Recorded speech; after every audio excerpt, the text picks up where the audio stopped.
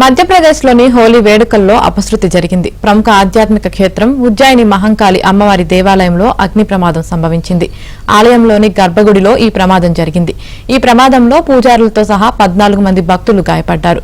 గర్భగుడిలో భస్మహారతి ఇస్తున్న సమయంలో అగ్ని ప్రమాదం జరిగినట్లు సమాచారం.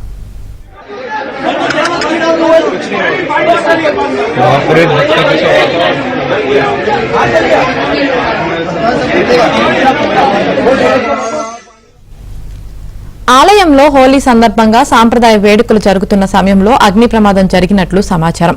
ఆలయంలో గులాలను సమర్పిస్తున్న సమయంలో ఒక్కసారిగా మంటలు ఎగిసిపడ్డాయి.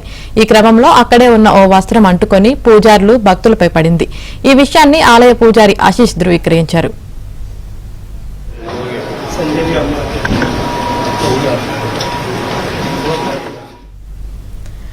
ప్రమాదంలో గాయపడిన వారిలో 6గురు పరిస్థితి విషమంగా ఉన్నట్లు తెలుస్తుంది. బాధితుల్లో ఆలయ ప్రధాన పూజారి సంజయ్ గౌర్ కూడా ఉన్నట్లు సమాచారం. మరోవైపు ముఖ్యమంత్రి మోహన్ యాదవ్ కుమారుడు, కూతురు ప్రమాదం నుంచి త్రుటిలో తప్పించుకున్నారు. ఈ ఘటన జరిగిన ప్రదేశానికి కొద్ది దూరంలో వారు ఉన్నారు.